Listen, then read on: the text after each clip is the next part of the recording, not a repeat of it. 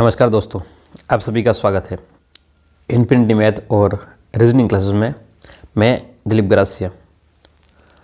आज हम लोग बात करेंगे गणित शिक्षण की विधियों के बारे में, और ये हमारी जो क्लास है गणित शिक्षण की वो दूसरी क्लास है।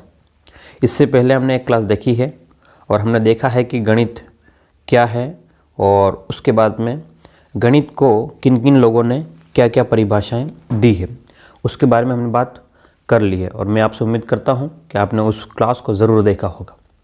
अब हम लोग बात करेंगे कि भाई गणित की जो प्रकृति है वो किस प्रकार की है, गणित का नेचर क्या है, मैथ्स का जो नेचर हम लोग कहते हैं कि गणित की जो प्रकृति है वो किस प्रकार की है, हम लोग उसके बारे में डिटेल से देखने वाले हैं। तो सबसे पहले बात करें, आप लोग हेडिंग लिख लें कि गणित की प्रकृति के बारे में।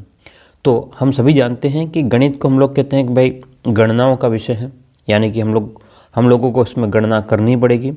तो अब उसके बारे में हम लोग बात करें कि सबसे पहला पॉइंट आपके पास में यही है कि प्रत्येक विषय को पढ़ाने के लिए कुछ उद्देश्य उसकी संरचना होती है, जिसके आधार पर उसकी प्रकृति निश्चित होती है। मतलब कोई भी विषय हमको पढ़ाना है ना, किसी भी सब्जेक्ट को, चाहे आपको हिस्ट्री पढ़ाओ, ज्योग्राफी पढ़ाओ, पॉलिटी पढ़ाओ, कुछ भी पढ़ाओ, जो भी सब्जेक्ट पढ़ाना है उसकी पहले आपको संरचना समझनी होगी। क्या समझना होगा? उसकी संरचना समझनी होगी।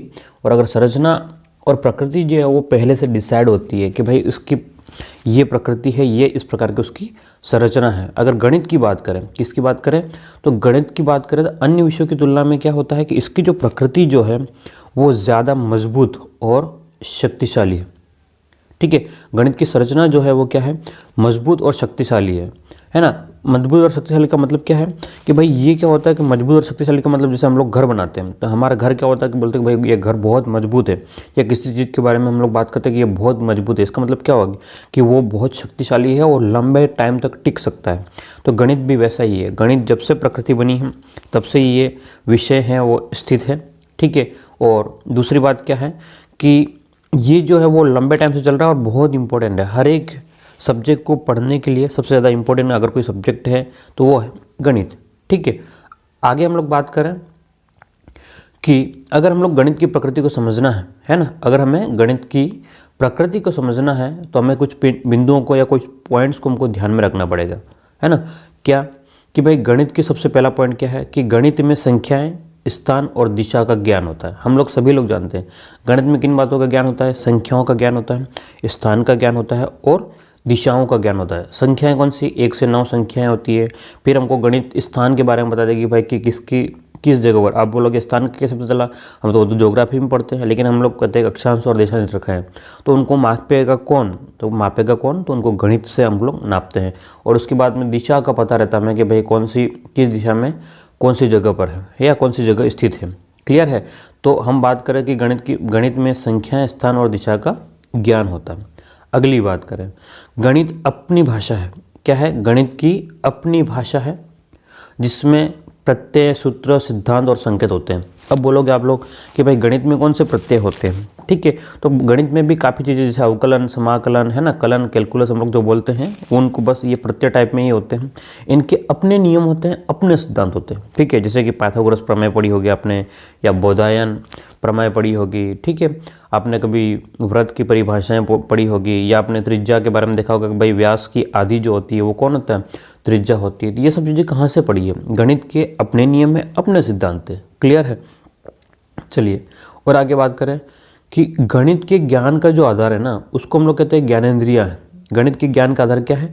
ज्ञानेंद्रिया। मतलब ज्ञानेंद्रिया कौन सी? हाथ, है ना, मतलब हमारी स्किन जो होती है, उसके बाद में जीभ जो होती है, कान जो होते हैं, आँख से जो देख सकते हैं, है ना, या हम लोग जो सूंघ सकते हैं, हम किसी चीज़ को, हमारी इंद्रियां जो होती है ना, मतलब हमको ज्ञान का अनुभव कराती है, वो सब ज्ञानेंद्रिया होती है। तो क्या कहते हैं हम लोग, गणित के ज्ञान का जो आधार है,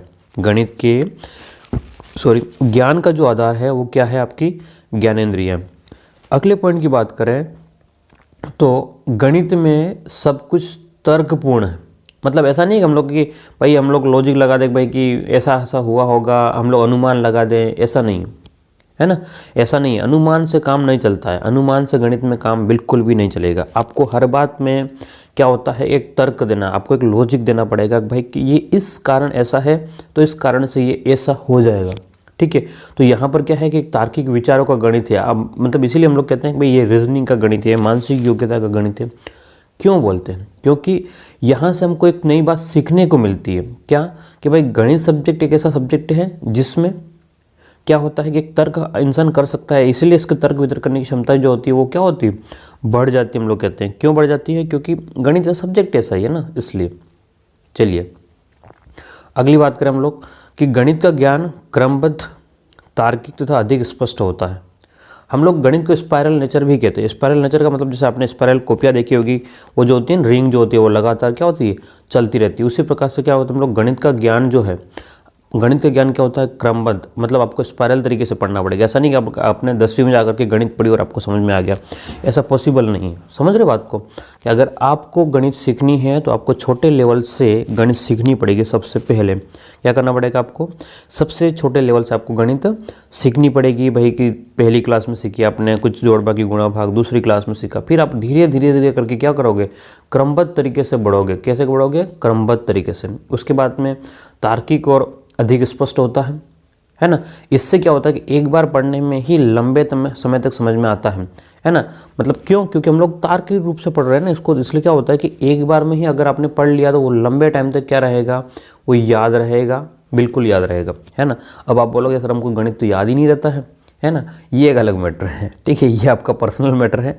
बाकी गणित में ऐसा कहते हैं कि भाई एक बार ढंग से समझ लिया तो आपको बार बार समझने की ज़रूरत नहीं है। क्लियर है बात? चलिए आगे हम लोग बात करते हैं।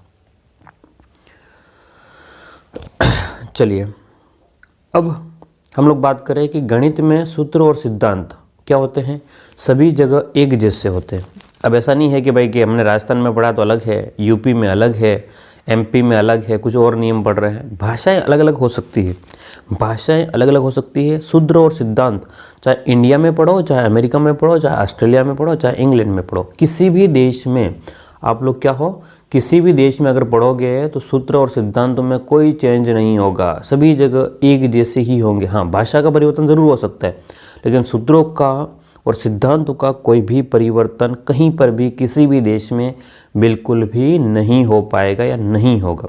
इस बात को आप लोग ध्यान रखें। इसके बाद में अगले हैं, बालकों में वैज्ञानिक दृष्टिकोण का विकास होता है। बोलो वैज्ञानिक दृष्टिकोण कैसे? मतलब बच्चा क्या होता है कि वो करके सीखने वाले की स्थिति में रहता है। मतलब वैज्ञानिक का एक दृष्टिकोण ये होता है कि हर चीज़ को हम लोग करके देखेंगे। जब तक हमने वहाँ गए नहीं, हमने देखा नहीं, उसको हम लोग मानेंगे नहीं, है ना। तो बच्चों में भी, स्टूडेंट्स में भी क्या होता है कि करके सीखने का एक जो मतलब माइंडसेट जो होता है ना, वो डेवलप होता है। उसका दृष्टिकोण जो है वो क्या होता है कि विकास होगा कि भाई कि नहीं, हमको देखना है, इसको समझना है कैसे, ठीक है। चलिए अगली हम लोग बात करें कि भारत का जो एक राइटर है सीवी भीमशंकरन, ठीक है, ये क्या है, एक तो अच्छे गणितज्ञ भी थे इन्होंने, और इनकी एक गणित शिक्षण की एक किताब आई है ना, गणितीय शिक्षण के नाम से, आप लोग याद रख ले। इसकी किताब जो थी वो क्या था, गणितीय शिक्षण, सीवी भीमशंकरन की किताब जो थी, ठीक है। अगर आपको डायरेक्ट पूछा जा सकता है कि भाई सीवी भीमशंकरन की किताब का नाम बताइए, तो आप लोग क्या बोलेंगे, गणितीय शिक्षण। अब सीवी भीमशंकरन ने क्या बोला गणित के बारे में, उसकी बात करते हैं हम लोग, ठीक है। तो उन्होंने क्या क्या बोला, ध्यान से देखना कि गणित की जो प्रकृति है वो क्या है, परिमाणात्मक है। मतलब ये कहने का मतलब कि परिमाणात्मक है ना, सॉरी परिमाणात्मक नहीं है ना, परिमाणात्मक है ना। वो शब्दों में थोड़ा सा प्रॉब्लम है। मतलब इसमें क्या होता है कि आप इसको माप सकते हो। परिमाण का मतलब होता है कि मापांक, मैग्नीट्यूड, ठीक है। मतलब हम लोग किसी चीज़ को माप सकते हैं, उसका मतलब ये कितना है वस्तु, है ना, कितना है वो पता कर सकते हैं, तो उसको बोलते हैं परिमाणात्मक है, ठीक है। उसके बाद में अगली बात करें, ये अंतर्राष्ट्रीय है ना। ये अंतर्राष्ट्रीय का मतलब ये है कि पूरी दुनिया में एक जैसी ही गणित है। ऐसा नहीं है कि अलग अलग दुनिया में अलग अलग जैसी गणित होगी, है ना। हम यहाँ पर 2 + 2 4 कर रहे हैं और वो 2 + 2 5 कर रहे हैं, ऐसा नहीं है ना। पूरी दुनिया में एक जैसी ही गणित आपकी रहेगी। और अगली बात उसने बोला कि यह अमूर्त है। मतलब अमूर्त का मतलब होता है कि निर्जीव है। क्या बोला इन्होंने कि भाई ये तो क्या है, एक निर्जीव है ना। अगली बात इन्होंने क्या बोली कि ये संक्षिप्त भी है, क्योंकि जैसे बाकी सब्जेक्ट में क्या होता है पूरा डिटेल के साथ में लिखना होता है ना। लेकिन गणित में क्या होता है कि सिर्फ एक प्लस का निशान कर लिया तो उसको मतलब क्या हो गया, जोड़ हो गया। गुणे का निशान कर दिया तो उसका मतलब क्या है कि इनका आपस में गुणा करना है, मल्टीप्लाई करना है। भाग का निशान, तो क्या है, ये संक्षिप्त है। बात समझ रहे हो, बहुत संक्षिप्त है और ये गलतियाँ नहीं है इसमें, है ना, संक्षिप्त भी है और इसमें त्रुटिहीन है, मतलब त्रुटियां नहीं हैं। और इसके बाद में क्या होता है, इसके प्रतिरूपों का अध्ययन है। और मतलब ये क्या होता है, प्रतिरूप का मतलब मॉडल, है ना, ये किसी न किसी मॉडल का क्या होता है कि स्टडी का रूप है, स्टडी का फॉर्म है, ऐसा उन्होंने कहा। किसने? CV भीमशंकरन ने इसके बारे में ऐसी बात बोली। चलिए, तो उम्मीद करता हूँ आपको यहाँ तक जो है वो समझ में आ गया होगा। अब हम लोग बात करने वाले हैं कि सिलेबस में गणित की क्या इम्पोर्टेंस है, पाठ्यक्रम में गणित की महत्ता क्या है, उसके बारे में हम लोग बात कर लेते हैं। ठीक है, सिलेबस में, हमारे सिलेबस जो भी है उसमें गणित का क्या इम्पोर्टेंस है या रहता है। ठीक है, तो सबसे पहले बात करें हम लोग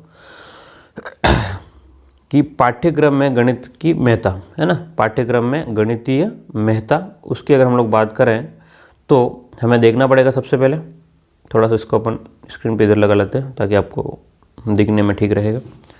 पाठ्यक्रम में गणित की क्या महत्ता रहेगी, उसके बारे में हम लोग अगर बात करें तो सबसे पहला पॉइंट आपके पास में है, वो क्या है, किसी भी विषय का शिक्षा में स्थान इस बात पर निर्भर करता है कि उनका शिक्षा के उद्देश्य पूरा करने में क्या भूमिका है ना। कोई भी बात अगर हमको समझनी है, सीखनी है, तो हम लोग हमेशा ये बात सोचेंगे कि भाई इनका जो है वो शिक्षा में क्या फ़ायदा होगा। ऐसा नहीं है कि हम लोग बिना उसका एजुकेशन में बिना फ़ायदे के हम लोग नहीं पढ़ा सकते, बात समझ रहे हो। एजुकेशन में बिना फ़ायदे के हम लोग किसी भी बात को नहीं पढ़ाएंगे।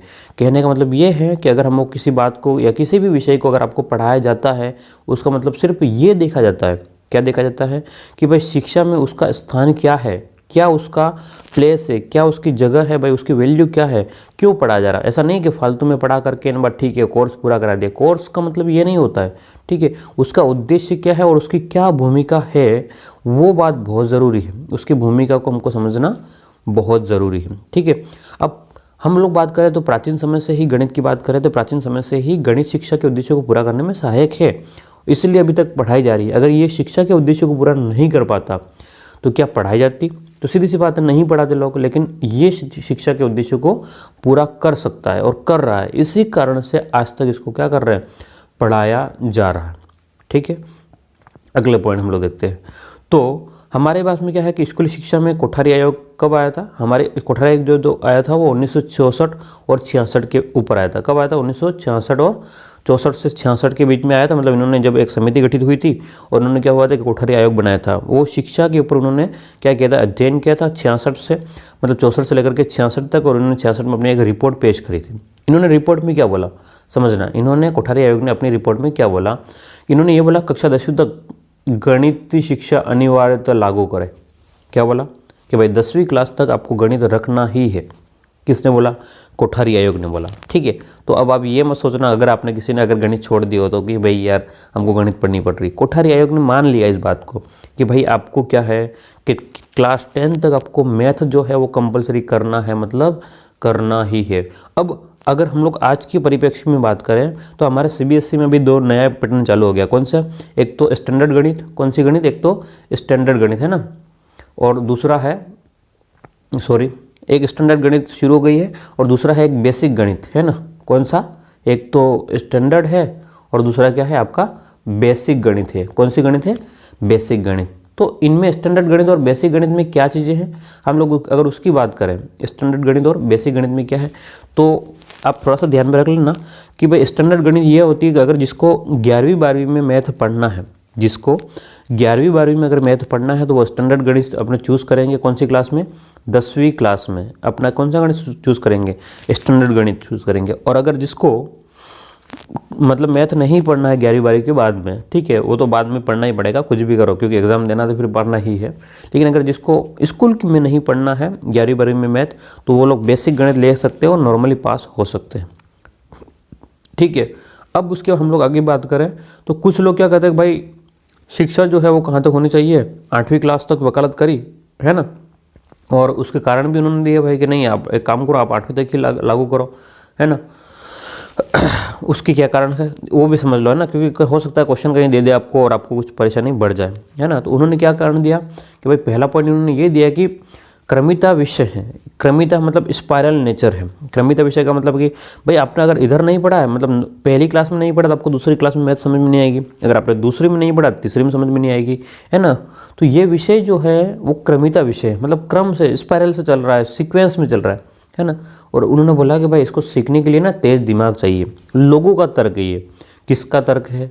लोगों का तर्क है भाई अगर गणित को पढ़ना है तो आपको क्या चाहिए? तेज दिमाग भी चाहिए। बोलो क्या चाहिए? तेज दिमाग भी चाहिए। ऐसा नहीं होता हमेशा तेज दिमाग चाहिए, ऐसा कुछ भी ऐसा ज़रूरी नहीं होता है, लेकिन लोगों ने ऐसा मान लिया भाई गणित को अगर पढ़ना है आपको तो आपके पास में क्या होना चाहिए? तेज दिमाग भी होना चाहिए। उसके बाद में लेकिन इन्होंने बोला कि भाई ऐसा तेज दिमाग चाहिए, लेकिन सभी बालकों में तो तेज दिमाग होता नहीं है, सभी बालकों तो बुद्धि लब्धि समान नहीं होता है ना। बुद्धि लब्धि को हम लोग बोलते हैं तेज दिमाग, ठीक है, बात समझना।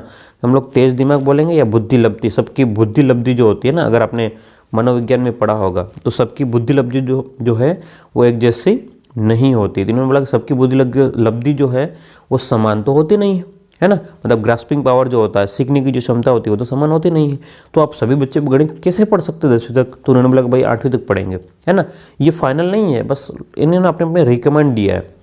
अगली बात करें, जैसे कि इन्होंने बोला कि भाई उच्च कक्षाओं 11वीं 12वीं में गणित विषय अन्य विषयों की तुलना में अधिक असफल है। मतलब आप अगर आप 11वीं 12वीं की गणित पढ़ोगे या देखोगे तो आपको ऐसा लगेगा भाई क्या गणित दे दी इन्होंने, क्योंकि उच्च क्लासों का जो गणित का जो स्टैंडर्ड है ना, जैसे कि हमारे राजस्थान के शिक्षा मंत्री अभी पिछले साल में मतलब 2018 या 19 में उन्होंने एक शिक्षा मंत्री जी ने अपने बोला था राजस्थान में, है ना, राजस्थान के शिक्षा मंत्री ने कि भाई 12वीं कक्षा की गणित तो ऐसी है कि बच्चे अगर इसको पढ़ेंगे तो पकौड़ा तलेंगे, है ना। तो उन्होंने एक कहातन कह दी, क्यों? क्योंकि एक सिलेबस जो है बहुत ज़्यादा है और बच्चों का उस टाइप का लेवल ही नहीं है, तो इसलिए उन्होंने ऐसा कहा था, ठीक है।